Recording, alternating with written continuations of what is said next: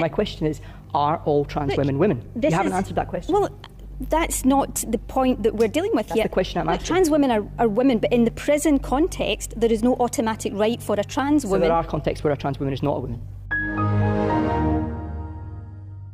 No, there is circumstances in which a trans woman will be housed in the male prison estate. Is there any context in which a woman born as a woman will be housed in the male estate?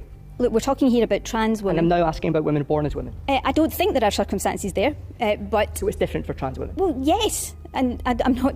So they're not equal? That is not... There is a risk assessment process done for trans women that takes account of the nature of the crime.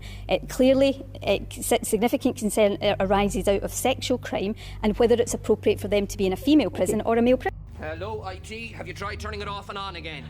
Nicola Sturgeon has to admit publicly she's a TERF. You admit they should not be in women's jails. You admit that? Of course they shouldn't, right? Because so you're a TERF. Because so you're a TERF. But there's not. Okay, you're a TERF. Great. This is great. You're a TERF. Like Benjamin Butterworth and folk like Scheming Sturgeon have spent years trying to attack so-called trans-exclusionary radical feminists, have tried to make them the target of hate mobs, like we saw in Scotland last week with those despicable folk holding the signs "Decapitate TERFs" with SNP MPs in front of them. And actually, what they have proven today is that Benjamin Butterworth is a TERF, Nicola Sturgeon is a TERF. There is nothing wrong with being a TERF. Dear. What being a TERF is about is protecting the rights of biological women. There are people who have opposed this bill that cloak themselves in women's rights to make it acceptable, but just as they're transphobic, you will also find that they're deeply misogynist, often homophobic, possibly some of them racist as well.